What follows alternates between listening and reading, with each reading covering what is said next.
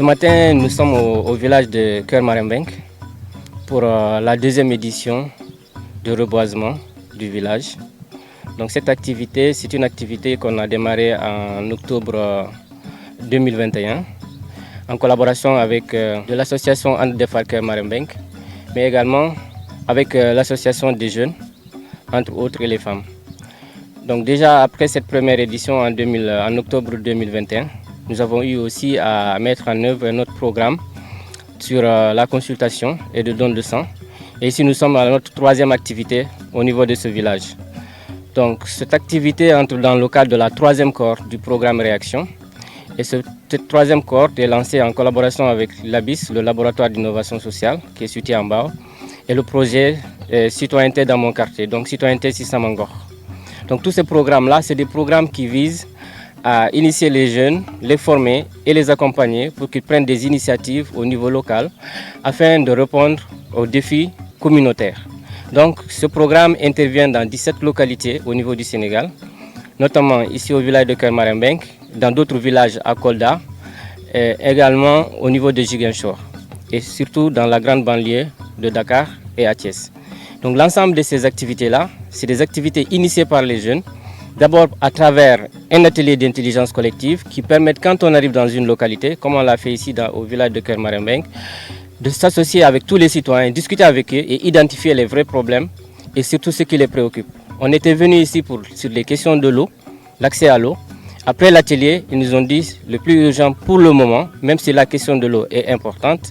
c'est de nous aider à faire du reboisement. Et on l'a fait et après, ils nous ont dit encore, nous avons besoin de l'accès à la santé, c'est un problème. Il faut qu'il y ait des consultations, des dons de sang, ainsi de suite. Donc nous sommes guidés par les besoins des populations et nous faisons avec eux. Voilà, donc nous n'avons fait que mobiliser les plantes et autres et surtout aider à la mobilisation. Toute la guidance des activités au niveau local sont faites par l'association And Defar Keur Marembeng parce que eux, ils sont au niveau local. Ils connaissent mieux leur localité, ils connaissent mieux leurs besoins, ils connaissent mieux les citoyens qui résident ici. Donc c'est eux qui ont guidé la mise en œuvre des activités. Nous sommes là en appoint pour pouvoir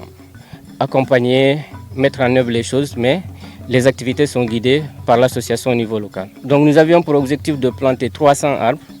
Donc nous avons fait une très grande partie dans la matinée et d'autres sur le terrain en train de faire le reboisement. Et également, après ce point de presse, nous allons continuer pour atteindre les objectifs de la journée avant de nous séparer. Comme jeunes, nous avons bénéficié d'un programme de formation bu Make Sense di maye. Kuréel la nag bi jàppale ndaw yi pour ñu mën di def ay impact ci seen localité. Ci loolu la ñu xamee village bi ñu ñëw fii nii def suñu activité de reboisement octobre 2021. Biñ ko defee nag am na yeneen défis yu ñu fi fekk mooy problème santé. À notre niveau, jéem nañ organiser tamit benn activité de consultation gratuite ànd ci ak association And Defar Keur Marembeng. À chaque fois nag dañuy yombalal liggéey bi parce que bu ñëwee ci ñoom ils sont réactifs te dañuy jàppale à ce que ñu mën a relever nos défis ensemble. ci ba ñu paree ci loolu ci activité bi ñu njëkkoon organiser muy reboisement bi ñu gis ni que ça a impacté que liñ fi jotoon jëmbat comme garab jot na sax te population bi ci boppam d'accord nañ fi parce que bi ñuy ñëw problème ndox moo ñu indi woon. Si lañ commencé di reboiser ci loolu nag nañ defaat activité bi ci deuxième fois si lañ ñëw tey nag pour reboiser fii ci village Keur Marembeng. Objectif bi ñu amoon nag mooy saxal 300 garab ci 300 yooyu nag jéem nañ répartir diviser wu en groupe pour mën a dem ci quartier bu nekk mën fa saxal ay garab. Mooy dem nañ ci kër yi parce que ci kër yi lañuy tàmbalee ku nekk tamit dañ lay laaj ndax lu doon sa mbébét ñu jiwal la garab bi boo d'accordé ci ñu saxalal la ko foofu lañ koy jiw ci buntu kër gi wala ci biir kër gi pour juste garab bi mën a am suivi pour bu ëllëgee buñ fi ñëwatee ci ñi demoon ñu may ñu mën a xam ne li ñuy defoon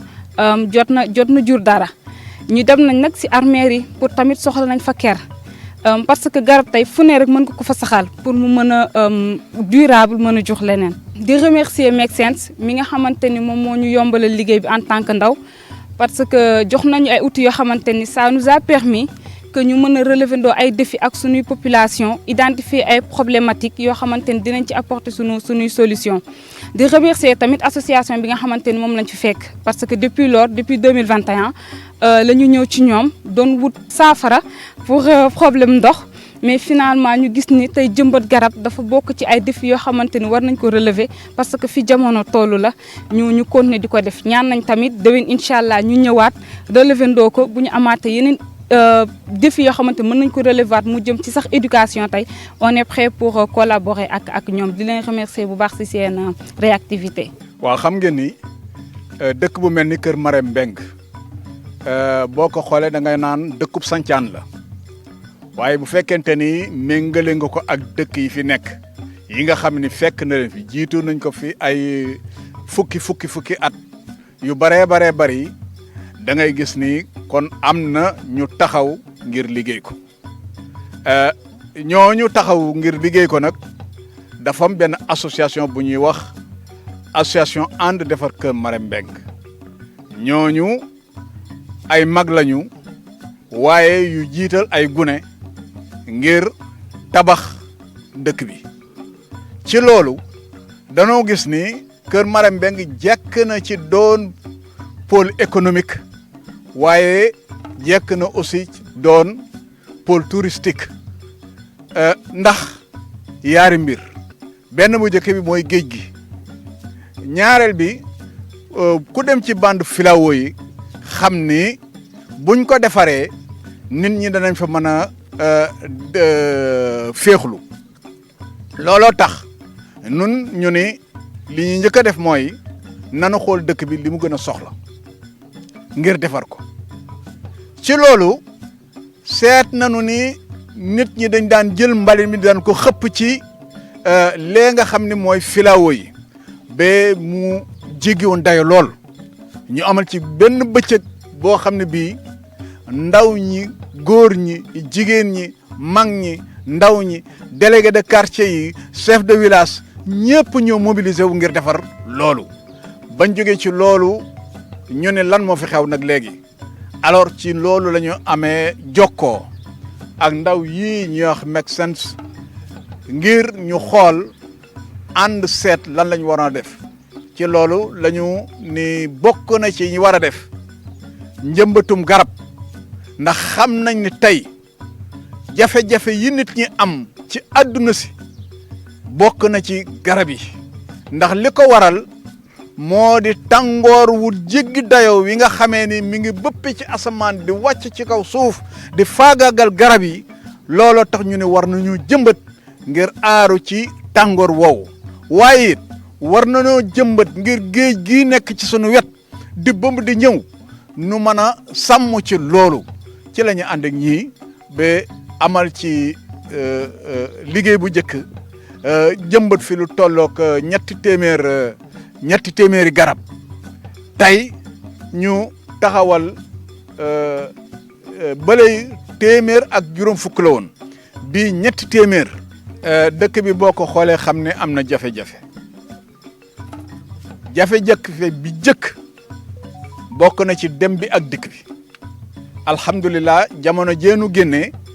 waa SATUS ñoom andi nañ fi seeni car am na ligne bu bees bu ñu andi muy ab 85 waaye yoon wi moo baaxul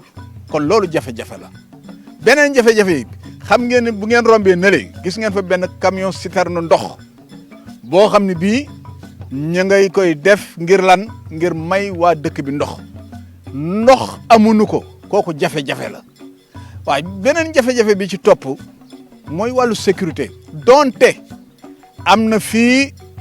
benn brigade de proximité bu gendarmerie boo xam mi ngi fi waaye loolu yu teewul ba léegi insécurité bi ñàkk kaaraange gi mi ngi fi beneen bi mooy ñàkk xëyum ndaw ñi dëkk bi ku ko xool xam ne ndaw ñi sonn nañu waaye ñi leen gën a sonn mooy jigéen ñi ndax nun mag ñi góor ñi dañuy gën a dem ñan ñoo fiy des jigéen ñi ñoo fiy des bu jafe-jafe am ñoom la ñoom ñoo fiy des bu ko ne woppee ñoom ñoo fi des bala noo ñëw xam nañ ni ak yokkute dund gi lu ne ñi ngi koy daj ngir njaboot gi mën a regg waaye loolu yëpp ay jafe-jafe la beneen jafe-jafe bi mooy dëkk bi ñi nga xamee ni ñoo yore wàllu urbanisme nañu ñëw lotisel nu ko ñàkk lotissement boobu jafe-jafe la ndax tey bu fekkente ni dañoo bëgg a jaar ci ay yoon li ma ci jël comme tegtal mooy bi ñu dugal courant bi am na ay barab yoo xam jafe-jafe am na fa ngir lan yoon yi dañuy dem ba ci yàgg ñu ni kët yam fa mënatuñoo dem ca loola yoon normal la waroon doon bi ñuy tey ji am nañ jafe-jafe buñ bëggee dugal lii di ndox mi fan la ñuy jaar kon problème lotissement day posé wu yii bokk na ci sunuy jafe-jafe waaye surtout wopp faju fi mooy li gën a jafe li gën a metti bari na ay jigéen yoo xam ni dañuy jur gone ga faatu mbaa ñu jël ci ay jàngoro yu bari li ko waral mooy sunu case de santé bi bañ ko defaree ba léegi daanaka dara doxu fa looloo tax pour ñu jëmbat fa garab sax jafe-jafe la ndax kan moo koy toppatoo kon loolu it dama ne jafe-jafe la maanaam daal bu ñuy tënk daal dañuy wax ni noo ngi gërëm ñi nga xam ni waaye médecins waaye association ndaw yi nga xamee ni ñoom lañu àndal ci liggéey bi ñoo ngi leen di gërëm waaye ñoo ngi gërëm aussi population Kër Marème Mbeng ndax kat association bi bu fekkonte ni moom dong la ca ñeneen ñi jàppuñu ci liggéey bii nu def du sotti tey kon wasalaamaaleykum wa rahmatullahi wa barakaatu. maa ngi ànd ak nag benn délégation ànd ak ñaari conseillers muy Mbaylum mu nekk nii à ma droite di conseiller municipal ak Pape Sall di conseiller municipal aussi moom au niveau de la mairie ànd ak aussi un responsable Pape Kend naan délégation boobu la ñu àndal ñëw nag pour soutenir ñi nga xamante ne mooy waa Kër Marème Mbeng ci lii nga xamante ne mooy seen mbëbët ci dëkk bi à travers leur président Ablaye Faye donc ñuy ñaanal aussi monsieur Sy bu baax mu jógaat ci jàmm di wax ni jëmbat garab moom gis ñu si lu dul njëriñ moo ci am parce que garab tey bu amatul ci àdduna bi rek ñun ñëpp du ñu existé ti parce que garab bi moo ñuy jox li ñuy nooyi muy oxygène bi ñoo koy jox gaz carbonique waaye moom moo ñu delloo oxygène kon loolu am na solo dinañu may aussi car ku bëgg a féexlu mën a féexlu dina tamit tax érosion côtière bi comme ni ngeen ko waxee parce que Kër Marème Mbeng mi ngi ci peggu géej bi kon dina tax érosion côtière bi gën a wàññeeku maanaam géej bi muy freiner maanaam avancement géej bi comme ni ngeen ko waxee léegi kon tey du ñu def lu dul di leen féliciter à travers aussi association bi nga xamante ne moo leen di jàppale ci reboisement bii nii di leen santaat bu baax di leen gërëm ci invitation bi xatoon na lool waaye dañ ne lu mu mënta xat-xat ñun dinañ fi egsi en tant que doomu dëkk bi en tant que aussi